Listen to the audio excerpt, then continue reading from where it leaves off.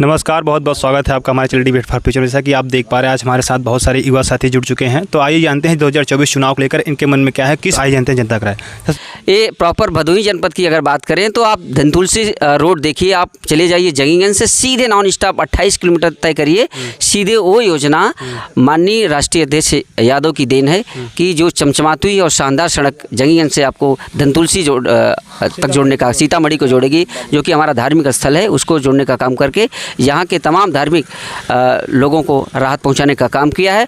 और देखेंगे बाबतपुर से लेकर के दुर्गागंज तक ऐतिहासिक रोड वो माननीय जाहिर जमाल के प्रयास से, अखिलेश यादव के शानदार नेतृत्व में वो सरकार बन करके कह सकते जितनी भी रोडें हैं वो माननीय अखिलेश यादव की ही दिन है, जो हम लोग आज भी उसी रोड पर चल करके राहत भरी सांस ले रहे हैं। लेकिन नितिन गडकरी जी बोलते हैं कि पिछले सरकार में 16 किलोमीटर रोड पर दिन बनती थी, हमारे सरकार में 32 किलोमीटर बन रहे। राष्ट्रीय राजमार्गों का उन्होंने बहुत तेजी से नवीनीकरण किया, तो आपको लगता है कुछ हुआ? नहीं, देखिए नितिन गडकरी का जहाँ तक पर्टिकुलर सवाल है, पूरे एनडीए में कोई एक ऐसा शख्स है तो एनडीए में वो नितिन गडकरी जी हैं, जिन्होंने रोड के मामले में कुछ बेहतर किया है। लेकिन यूपी की मैं बात करूँ तो नगड है, जिसको नील बोलते हैं, ऐसा उनका कोई बड़ा प्रोजेक्ट नहीं दिखाई दिया।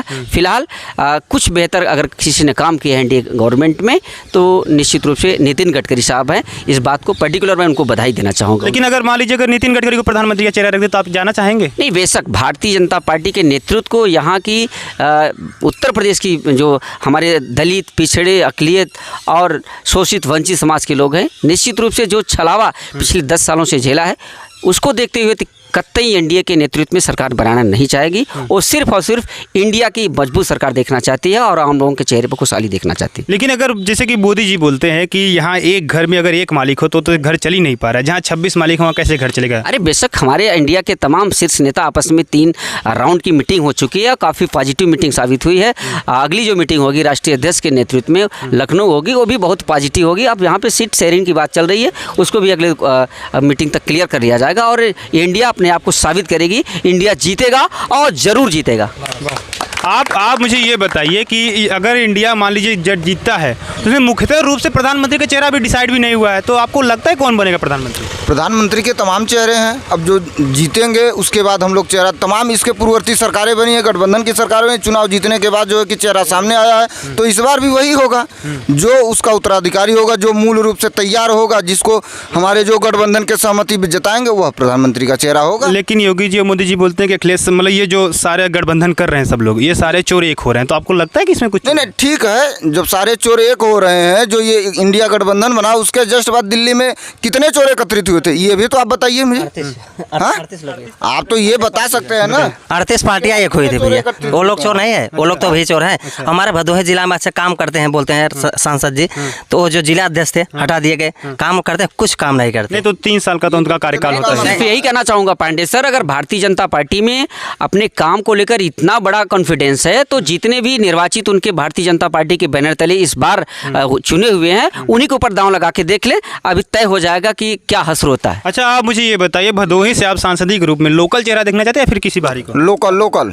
आपके हिसाब से भदोही में सांसदीय के रूप में किसको आना चाहिए? तमाम चेहरे हैं जो अभी आएंगे सामने, अभी तो पूरी तरह से चेहरे आए नहीं हुए, अब सब आ जाएंगे तब उसमें हम लोग डिसाइड करेंगे, यहाँ की लोकल जनता डिसाइड करेगी कि हमें किसे अपना सांसद बनाना है। अभी तो आने के लिए तो तमाम ऐसे चेहरे हैं कि जिसे कोई जानता नहीं है, कभी किसी से मुलाकात नहीं हुई है। तो वही तो आप बता दीजिए जिसे आप जानते हो। सारे चेहरे पांडे सर, बताइए। इंडिया की तरफ से, खासकर मैं समाजवादी पार्टी की तरफ, तो बड़े ही लंबी फहरिस्त है, टिकट आवेदकों की बहुत लंबी फहरिस्त है। कितने लोगों का नाम बताऊं? जितने भी लोग आएंगे सब कुल मिला के समाजवादी विचारधारा के लोग रहेंगे, सेकुलर विचारधारा के लोग रहेंगे, विकासवादी सोच के रहेंगे, जिस पर हमारा नेतृत्व, इंडिया नेतृत्व जिस पर मुहर लगाएगा बतौर प्रत्याशी के तौर पर, हम लोग हर वर्ग के लोग, चाहे हमारे एकदम दबे कुचले शोषित वंचित समाज के लोग हों, पूरे तन्मयता के साथ, पूरे उत्साह के साथ, सबको एक साथ लेते हुए इंडिया के नेतृत्व में सरकार बनाने का काम करेंगे और हिंदुस्तान को खुशहाली के रास्ते पर ले जाने का काम करेंगे। नहीं तो अगर विजय मिश्रा जी को अगर सांसदी का टिकट मिल रहा है तो आप जाएंगे उनके साथ? देखिए, विजय मिश्रा बिल्कुल एक सशक्त नेता थे, इसमें कोई कहने वाली बात नहीं है। लेकिन योगी जी बोलते हो तो गुंडा थे। अरे गुंडा, योगी से बड़ा गुंडा कौन है पांडे सर? योगी से बड़ा गुंडा कौन है जिनको ऊपर तमाम हत्या का आरोप तक लगा और आपने देखा होगा संसद में रोते हुए, गिड़गिड़ाते हुए और जब सरकार बनी उनके नेतृत्व में, भारतीय जनता पार्टी के नेतृत्व तभी तो सारे माफिया को खत्म कर दे रहे हैं। बिल्कुल कुछ नहीं खत्म किए हैं, सब फल फूल रहे हैं। एक से एक बढ़ के माफिया लगातार सिंचित किए जा रहे हैं भारतीय जनता पार्टी की तरफ से। आप मुझे ये बताइए, आप एक युवा हैं, तो इस बार आप अपने युवा मत कुल देते हुए किसको मत देंगे अपना? अखिलेश यादव को। तो आपको मतलब कि और मोदी जी ने ऐसा क्या काम किया कि आप उनसे नहीं खुश हैं? अरे क्या किए हैं, हमारे लिए कुछ नहीं किए हैं। लेकिन सांसद जी तो बोलते हमने बहुत काम किया, मोदी जी बोलते कि कुछ बताइए, आप ही बता दीजिए मीडिया ने क्या किया। आप लोग 4 जगह टहल रहे हैं, अच्छा। बताइए आप कुछ। लेकिन रोड बना है आपके गाँव में? अरे आप ही देख लीजिए। अच्छा। आप टहल रहे, आप भी बाइक से आए, आप बताइए कहीं देखे रोड? नाली वाली कुछ बना है? कुछ नहीं बना है, देख रहे हैं कीचड़ पड़ा है बगल में, कुछ विकास नहीं हुआ है। विकास अभी तक हुआ ही नहीं कुछ। पांडे सर, एक और मैं आपको बताना चाहूँगा बात।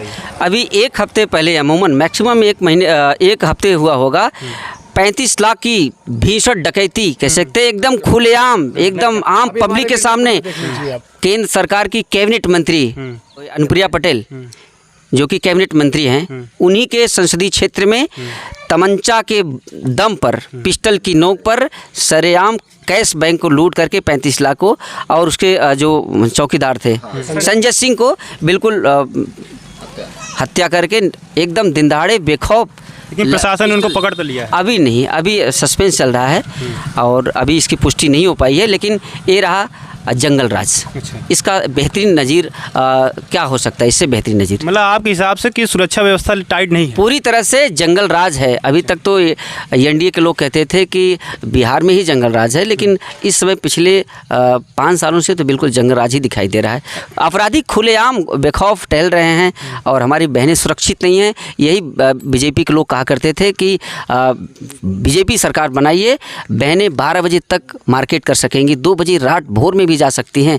लेकिन बहनें आज स्कूल, अपनी जो बुनियादी चीज़ें हैं, स्कूल की शिक्षा को नहीं ग्रहण कर पा रही हैं। गार्जियन भय और सशंकित हैं, भयभीत हैं कि क्या हमारी बहनें, क्या हमारी बेटियां सुरक्षित हैं। इसलिए पूरी कई ऐसी बहनें हैं जो पढ़ाई से वंचित हो रही हैं। लेकिन आप बोले थे कि अखिलेश जी ने लैपटॉप बांटा और वो बांटा, तो योगी जी भी तो टैबलेट और मोबाइल बांट रहे हैं लोगों को, डिजिटल इंडिया के तहत बहुत सारा काम कर रहे हैं। बिल्कुल, अखिलेश के लैपटॉप में और उनके टैबलेट में फ़र्क देख लीजिए कि क्या क्वालिटी थी। अच्छा, लेकिन बांटा तो है ना, मतलब डिजिटल इंडिया के तहत बढ़ावा तो दिया है। कितना आंकड़ा बताइए? बोल रहे हैं ना, लॉलीपॉप दे रहे हैं ना, लॉलीपॉप दे रहे हैं सब युवाओं को, सब। हाँ, ये झुंझुना है। जैसे बच्चे रोते हैं, झुंझुना देते हैं, चुप हो जाते हैं, ऐसे योगी जी जो हमारे है समाजवादी विचारधारा को आगे बढ़ाने का काम किया। जो हमारे राष्ट्रीय अध्यक्ष जी ने किया, पहले जो है कि उन्हें उसका विरोध किया, फिर उन्हें समझ में आया कि नहीं, समाजवादियों का काम ठीक है, तो हमारे समाजवादियों का काम वो बढ़ाने का काम किए हैं। हुए देखो, झोला पे अपना बोर्ड लगा दिए। माननीय अखिलेश यादव जी का देख पाएंगे? बताइए आप। अभी जो बोल रहे हो सांसद जी के बारे में, सांसद जी हमारे ग्राम समाज में इतना युवा है, न क्रिकेट खेलने के लिए है, न फुटबॉल खेलने के लिए, तो विकास किए क्या है? आप रोड पे चलिए, देख लिए, सड़क नहीं बना है हमारे गाँव में। अब 5 किलो राशन दे रहे हैं और जो साढ़े ऐसे चल रहे हैं सरेआम खेती को, बताइए वो क्या करें किसान?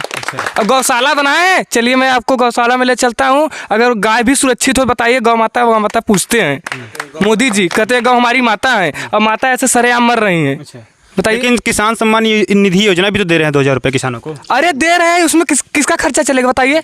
15 परिवार है जी। आप कह रहे हैं किसान सम्मान निधि योजना, ठीक। आप अपने ग्राम सभा में देख लीजिए, कितने ऐसे गरीब हैं जिनके पास एक धूर जमीन नहीं है।